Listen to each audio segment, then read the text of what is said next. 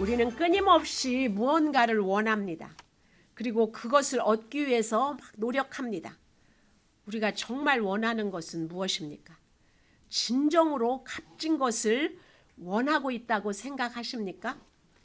우리에게 신앙의 모범을 보여주신 바울 사도가 원하는 것은 무엇이었을까요? 바울 사도가 그토록 원하는 것이라면 우리에게도 중요한 것이 아니겠습니까? 내가 그리스도 안에서 참말을 하고 거짓말을 아니하노라. 내게 큰 근심이 있는 것과 마음에 그치지 않는 고통이 있는 것을 내 양심이 성령 안에서 나로 더불어 증거하노니. 바울 사도는 로마서 8장 39절에서 높음이나 깊음이나 다른 아무 피조물이라도 우리를 우리 주 그리스도 예수 안에 있는 하나님의 사랑에서 끊을 수 없으리라 이렇게 하고 나서 금세 내게 큰 근심과 그치지 않는 고통이 있다라고 말하고 있는 것입니다. 100% 주인인 우리가 예수님을 믿어 의롭게 되었지만 여전히 욕심은 많고 술과 담배도 못 끊고 음란도 못 끊고 끊지 못하는 것들이 많습니다. 그래도 하나님은 탄식하면서 성도를 이끌어 가십니다. 그 어떤 것도 우리를 그리스도의 사랑에서 끊지 못한다는 구원의 송가로 바울은 8장을 마쳤습니다. 그것이 로마서 1장부터 8장까지의 과정입니다. 이 과정을 모르고 9장 1절을 읽는 사람은 마음에 큰 근심과 고통이 있다는 바울을 이해할 수가 없을 것입니다. 바울의 근심은 자기의 근심이 아닙니다. 좋은 집, 좋은 환경, 병 낫기를 구하는 육적인 근심이 아닙니다.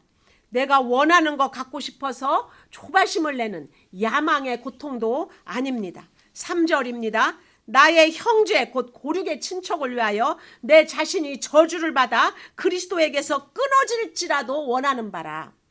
바울에게는 자신이 저주를 받아 끊어질지라도 간절히 원하는 것이 있었습니다. 목숨과 바꾸어도 아깝지 않은 것이 있었습니다. 학자들은 바울이 예수님을 만났을 때 기혼 남성일 것이었을 것이라고 추정을 합니다. 왜냐하면 당시 결혼하지 않은 유대 남자들은 율법을 가르칠 수 없었기 때문입니다. 그런데 사울은 사내들인 공의원이었습니다. 사도 바울이 결혼 생활을 해보았기 때문에 에베소서와 골로새서에서 결혼에 대한 이야기를 그렇게 잘할 수 있었다고 생각하는 것입니다. 그런데도 바울이 평생 혼자 전도 여행을 다닌 것을 보면 자기 아내와 자식들도 전도하지 못했던 것을 알 수가 있습니다. 로마서는 3차 전도 여행 이후에, 그러니까 바울 사도가 전도 시작한 지 20년 뒤에 쓴 책입니다.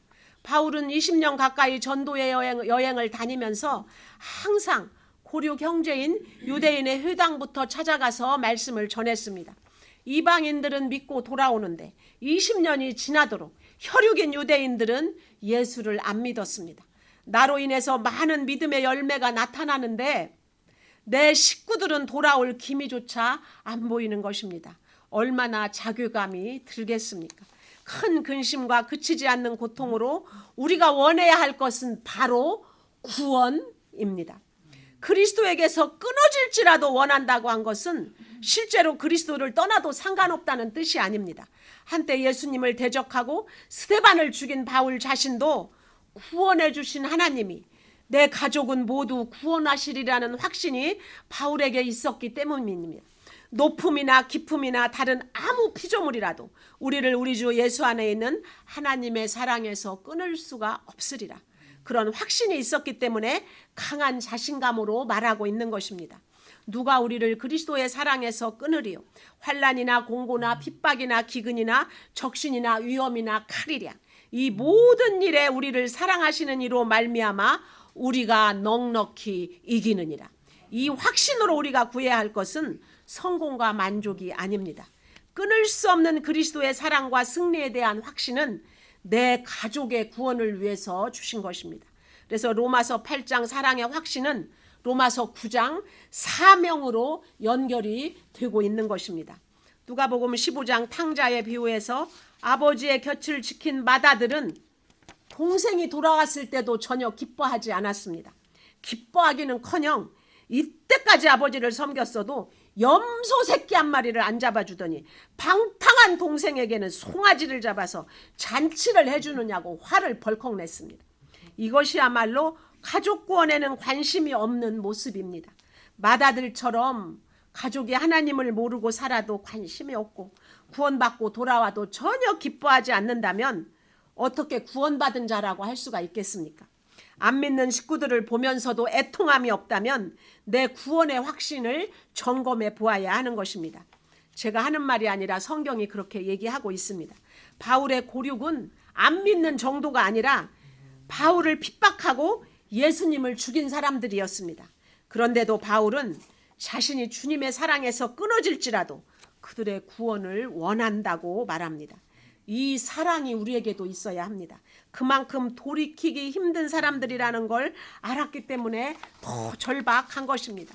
바울이 그리스도에게서 끊어질지라도 구원받기 원하는 형제의 범위와 우리가 생각하는 형제의 범위에는 엄청난 차이가 있습니다. 우리는 그저 내 자식 하나 때문에 죽을 지경이지만 바울은 전 세계를 끌어안고 기도한 사람입니다. 감히 어떻게 비교를 나하고 할 수가 있겠습니까? 우리는 그래도 적어도 내 식구 구원을 위해서 저주를 받아 끊어질지라도 하는 간절함은 있어야 합니다. 괜찮아. 지금은 공부하고 나중에 교회 가. 그냥 잘 살다가 나중에 믿으면 되지. 이것은 사랑이 아닙니다. 자기 목숨이라도 내놓고자 했던 바울처럼 급하고 절박한 마음으로 구원을 구해야 합니다. 그것이 사랑입니다. 4절 5절입니다. 저희는 이스라엘 사람이라 저희에게는 양자됨과 영광과 언약들과 율법을 세우신 것과 예배와 약속들이 있고 조상들도 저희 것이요 육신으로 하면 그리스도가 저희에게서 나셨으니 저는 만물 위에 계셔 세세의 찬양을 받으실 하나님이시니라. 아멘. 사도 바울이 이렇게까지 구원을 원하는 이유는 무엇일까요? 구원이야말로 인생의 성공 여부를 결정하는 최종적인 기준이기 때문입니다. 돈을 벌면 뭐하고 학벌이 있으면 뭐합니까? 자식이 12명 타스로 있으면 뭐합니까? 구원이 없으면 다 망하는 것입니다. 회복될 수 없는 영원한 멸망입니다. 누군가의 인생이 성공했다고 말할 수 있는 최종적인 기준은 바로 구원입니다. 구원을 얻지 못하면 어떠한 인생도 다 실패한 인생입니다. 반대로 구원을 얻으면 어떠한 인생도 성공한 인생입니다. 구원은 하나님의 사랑을 입는 것입니다. 하나님의 사랑을 덧입으면 인생의 모든 문제가 그 사랑 안에서 해결되는 것을 경험할 수가 있습니다. 유대인은 하나님의 자녀가 되는 양자됨의 축복을 받은 민족입니다. 하나님이 그들을 직접 만나 주셨습니다. 할례와 율법을 통해 예수 그리스도를 보내신다고 약속해 주셨습니다. 하나님의 뜻이 무엇인지를 배우도록 율법을 허락하셨습니다. 하나님 앞에 경배할 수 있는 예배를 주셨습니다. 줄줄이 위대한 믿음의 조상들도 주셨습니다. 더욱이 인류의 구원자이신 예수 그리스도를 유대인의 혈통에서 보내주셨습니다. 그들은 아예 안 믿는 사람들이 아니었습니다. 바울이 그렇게 원하던 구원의 대상은 소위 믿음의 가문이었던 것입니다. 게다가 바울은 히브리인 중에 히브리인요, 베냐민 지파요, 가말리엘의 문화생이요, 또한 로마 시민권자입니다. 대단한 배경과 믿음을 갖춘 집안입니다. 그런데 그 집안 사람들이 예수 그리스도를 믿지 않았습니다. 6절입니다. 또한 하나님의 말씀이 폐하여진 것 같지 않도다. 이스라엘에게서 난 그들이 다 이스라엘이 아니요. 그렇다고 하나님의 말씀이 폐해진 것일까요? 유대인들에게 주신 예배와 율법과 약속들이 다 없던 걸로 된 것일까요? 그렇지는 않습니다. 그들이 예수 그리스도를 죽였다고 해도 하나님의 약속은 유효합니다. 그러기에 이스라엘 백성을 제쳐놓고는 구원을 말할 수가 없습니다. 하나님은 반드시 그들에게 주셨던 예배를 회복시키시고 언약을 이루실 것이기 때문입니다. 이스라엘 사람들이 예수님을 죽였다고 성경 말씀이 폐해지는 것이 아닙니다. 로마의 식민 치하에서 300년 동안 지하 공동묘지 카타콤에서 생활했던 그리스도인들도 예수님이 정말 구세주라면 우리를 이렇게 내버려 두시겠는가 생각했을 수도 있습니다. 그렇다고 해도 하나님의 말씀은 폐해지지 않습니다. 우리는 툭하면 말씀이 폐해졌다고 합니다. 잘 되면 잘 되는 대로 하나님 없이도 살 수 있다고 하고, 힘든 사람은 힘든 사람대로 하나님이 계시면 나한테 이럴 수가 있느냐고 합니다. 야, 성경 읽는다고 밤 나오냐? 뭐 해결되냐? 큐티는 무슨 큐티냐 하는 것이 말씀이 폐해졌다고 하는 것입니다. 하나님의 말씀은 시대적 환경이나 인간의 불순종으로 폐해지는 것이 아닙니다. 내 기도 제목이 이루어지지 않았다고 해서 폐해질 수 있는 것도 아닙니다. 뭔가 일이 잘 안 된다고 해서 말씀이 폐해졌다고 하면 안 되는 것입니다. 하나님이 택한 민족인 유대인이 예수님을 죽이고 로마 식민지 생활을 하고 히틀러에 의해 가스 학살을 당했어도 지금까지 많은 전쟁과 곤란을 겪고 있어도 하나님의 약속은 유효합니다. 바울은 이스라엘 민족 전체가 구원의 선택을 받은 것은 아니라고 말하고 있습니다. 우리 주위를 보아도 아무리 믿음이 좋다고 해도 100% 구원되는 집안은 없습니다. 6촌에 8촌까지 친족이 다 구원받았다는 집안은 아직 보지 못했습니다. 집집마다 안 믿는 사람이 한 명이라도 있습니다. 그런데도 이스라엘의 문제는 무조건 자신들이 특별하다고 믿는 데 있었습니다. 하나님이 이스라엘을 택하셨다는 것은 특권과 함께 사명이 주어졌다는 것인데 그들은 하나님의 자녀로서 구원의 메신저로서의 사명은 감당하지 않으면서 특권만 생각했기 때문에 예수 그리스도의 복음에는 관심이 없었습니다. 구원을 받든 안 받든 이스라엘 자손이니까 무조건 택한 자라 이렇게 생각했던 것입니다. 아무리 우리가 대단한 믿음의 가문에 속했어도 수십 곳에다가 교회를 세웠어도 유명한 목사의 자녀라고 해도 구원받지 못하면 실패한 인생입니다. 내가 교회를 짓는다고 내 아들이 구원받습니까? 그것은 아닙니다. 유대인은 다윗의 자손이라는 그것 때문에 딜레마에 빠진 것입니다. 7절에서 8절입니다. 또한 아브라함의 씨가 다 그 자녀가 아니라 오직 이삭으로부터 난 자라야 내 씨라 칭하리라 하셨으니 곧 육신의 자녀가 하나님의 자녀가 아니라 오직 약속의 자녀가 씨로 여기심을 받느니라. 아브라함의 씨라고 다 영적 자녀가 아닙니다. 오직 이삭으로부터 난 자라야 내 씨라 칭하리라 하셨으니 오직 이삭으로부터 난 자라는 것은 기다림으로 훈련 끝에 낳은 자라는 뜻입니다. 하나님이 아브라함의 약속의 자녀를 주신다고 했는데 기다려도 자녀가 생기지 않았습니다. 그래서 본부인이 아닌 하갈에게서 이스마엘을 낳았습니다. 이스마엘도 사냥을 잘하는 멋진 아들이었지만 하나님은 아브라함의 씨가 아니라고 말씀하셨습니다. 약속을 주신 후 25년의 기다림을 거치고 나서야 언약의 씨인 이삭을 낳게 하셨습니다. 육신의 자녀, 잘난 자녀라고 다 믿음의 후손이 되는 것이 아닙니다. 약속의 자녀는 기다림의 훈련 끝에 낳은 자녀입니다. 하나님의 말씀으로 훈련된 자녀, 하나님과의 만남이 있는 자녀가 씨로 여기심을 받는 자입니다. 내가 하나님의 자녀인데 내 아들, 딸이 하나님을 믿지 않는다면 나하고 무슨 상관이 있습니까? 육신으로 낳았다고 해도 믿음으로 하나 되지 않는다면 딴 세상에 살고 있는 것과 다를 바가 없습니다. 육신의 자녀는 나하고 상관이 없습니다. 구원받지 않은 자녀는 나하고 상관이 없다는 말입니다. 그런데 어떻게 그치지 않는 고통이 없을 수가 있겠습니까? 약속의 말씀은 이것이라 명년 이때 내가 이르리니 사라에게 아들이 있으리라 하시니라.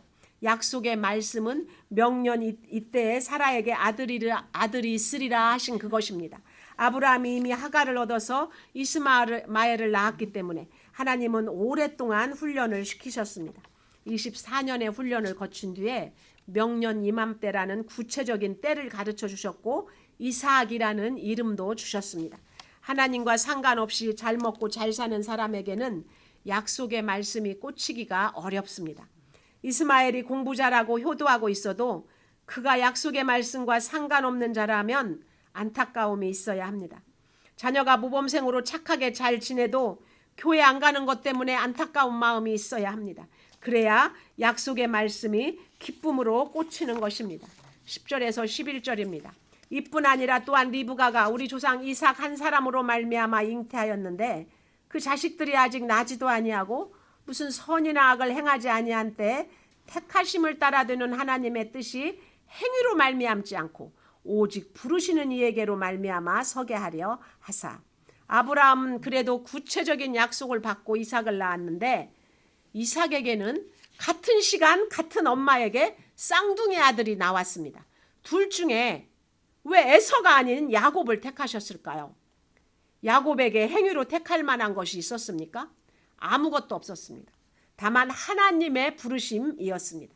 만약에 몇 시간의 차를 두고 태어났다거나 서로 다른 엄마에게서 태어났다면 이삭은 두 아들의 행위를 비교 분석했을 것입니다. 큰애는 날 때부터 뭔가 다르더니 역시 성실해. 둘째는 말이야 머리는 똑똑한데 거짓말을 잘하니까 이것이 커서 뭐가 되려나 엄마를 닮았을까? 형만한 아우가 없다더니 맞는 말이야. 우리는 종종 내 욕심과 기대 때문에 자녀를 행위로 판단합니다. 공부 잘하는 자녀가 있으면 온 식구가 발소리도 조심하면서 우상 숭배하듯이 숭배합니다. 공부 못하고 속 썩이는 자녀는 아이고 저런 애가 왜 우리 집에서 태어났지 하면서 꼭 처갓집 식구 닮았다고 얘기를 합니다. 형을 속이고 집 나간 야곱이 하나님이 택한 자라고 하면 믿기가 싫습니다. 하나님의 택하심보다 행위로만 판단을 하기 때문에 효자 에서를 두고 왜 야곱입니까? 하나님 뭔가 착각하신 거 아닌가요? 하면서 내 욕심으로 판단을 하는 것입니다. 나도 내 자식을 외모와 행위로 판단하는데 남들이라고 판단을 안 하겠습니까? 나도 내 자녀를 차별하는데 세상이 차별을 안 하겠습니까? 내가 행위로 판단하는 만큼 남들도 나와 내 자녀를 행위로 판단하고 차별하게 되어 있습니다. 하나님이 그러지 말라고 이삭의 자녀는 똑같은 시간 같은 엄마에게서 태어나게 하셨습니다. 하나님의 택하심이 무조건적인 것을 알게 하시려고 아직 나지도 않고 무슨 선이나 악을 행하지 아니한 때부터 그냥 택하셨던 것입니다. 12절입니다. 리브가에게 이르시되 큰 자가 어린 자를 섬기리라 하셨나니. 믿음으로 구원을 받았다고 하면서도 끊임없이 근거를 찾으려는 고정관념이 우리에게는 있습니다. 신앙생활도 그저 장남이 잘하기를 바라고 출세를 해도 딸보다는 아들이 하기를 바랍니다. 그러나 하나님의 택하심은 우리의 고정관념을 무너뜨려 버립니다. 순서가 중요한 게 아닙니다. 구원에 초점을 둔 믿음은 어떤 순서와 행위에 대해서도 자유한 것입니다. 쟤는 성실해서 하나님이 택하실 만해. 쟤는 부모가 그렇게 열심히 믿었으니 구원받을 줄 알았지. 아이고 문제만 일으키던 그 아이가 구원을 받았다고? 쫓게 두고 봐야지. 언제 세상으로 돌아갈지 모르잖아. 이런 말 하지 마십시오. 탕자를 기억하십시오. 우리 생각에는 맏아들이 구원받을 것 같지만 정작 구원받은 아들은 회개하고 돌아온 탕자, 문제 많은 둘째 아들이었습니다. 하나님의 택하심을 믿는 것은 내 자녀를 있는 그대로 인정하는 것입니다. 자녀가 공부도 잘하고 성실하다면 너무나 감사한 일이지만 반면에 공부를 하려고 해도 안 되는 자식이 있다는 것을 인정하는 것, 그것이 바로 믿음입니다. 하나님의 택하심을 무시하고 내 욕심대로 자녀를 판단하고 끌고 가서는 안 됩니다. 성적이 어떻고 행실이 어떻든지 영혼 구원에만 초점을 두고 바라보는 것이 바로 믿음입니다. 세상에서 실패하더라도 구원받은 인생은 무조건 성공한 인생이라고 그것을 어려서부터 가르치고 눈물로 기도하는 것이 부모가 할 수 있는 최고의 교육입니다. 13절입니다. 기록된 바 내가 야곱은 사랑하고 에서는 미워하였다 하심과 같으니라. 하나님의 택하심이 에서가 아닌 야곱에게 있었다는 것은 에서처럼 성실한 사람도 구원받지 못할 수 있고 야곱처럼 거짓말 잘하고 문제 많은 사람도 구원받을 수 있다는 은혜의 본보기입니다. 이것을 인간적으로 해석해서 하나님이 편애를 하시는가 이렇게 생각하면 안 됩니다. 이 말씀은 우리에게 너무나 은혜의 말씀인 것입니다. 여러분 자기 자신을 하나님에게 비추어서 보십시오. 성경 말씀에 비추어서 보십시오. 우리가 죄인인 거 맞습니까? 우리는 죄인인 뿐 아니라 죄의 장아찌들입니다. 그저 눈만 뜨면 죄를 생각하고 죄를 행하고 죄를 물처럼 먹고 마시는 것이 우리인데 은혜로 구원이 되지 않는다고 하면 우리에게 무슨 소망이 있겠습니까? 에서는 팥죽 한 그릇에 장자권을 팔아넘긴 사람입니다. 장자의 권리는 세상적인 상속권 같은 것이 아니라 영적인 후사의 권리입니다. 이스라엘의 택하심의 특권뿐 아니라 사명도 있다고 한 것처럼 장자권은 구원을 위해 살고자 하는 특권과 사명이라고 볼 수가 있습니다. 하지만 에서는 그런 영적인 일에는 관심이 없었습니다. 육적인 배부름에만 관심이 있어서 장자권을 기껏 팥죽 한 그릇에 팔아버렸습니다. 형에 비해서 부족하고 문제가 많아 보여도 야곱은 믿음에 관심이 많았습니다. 돈 좋아하고 여자 좋아하다가 삼촌 라반에게 속아 고생을 했어도 약속의 땅으로 다시 돌아가고자 했습니다. 에서와의 만남이 두려웠지만 믿음의 후손으로 제자리를 찾아갔습니다. 그때 에서는 어땠습니까? 자신을 속인 야곱을 용서하고 고향 땅을 양보한 에서가 훌륭해 보이지만 그건 역시 장자권을 쉽게 팔아넘긴 것과 똑같습니다. 영적인 일에 관심이 있었다면 야곱과 함께 거하면 됐을 텐데 동생에게 양보한다고 하면서 영영 약속의 땅을 떠나고 말았습니다. 나만 구원받고서는 행복할 수 없습니다. 내 식구들은 천국 간다고 안심할 수 없습니다. 바울은 이방인을 가슴에 품은 세계주의자였습니다. 동족에게 끊임없이 박해를 받으면서도 동족에 대한 뜨거운 사랑을 가진 민족주의자였습니다. 구원은 인간의 모든 것을 초월하시는 하나님의 사랑입니다. 그토록 간절한 하나님의 소원, 바울의 소원이 우리 모두의 소원이 되시기를 축원드립니다. 오늘 아기 예수님 탄생하신 거 아시죠? 그러면은 저희가 기쁨으로 예수님 탄생을 축하합니다 하고 박수 한번 쳐야겠죠? 네. 자, 예수님 탄생을 축하합니다.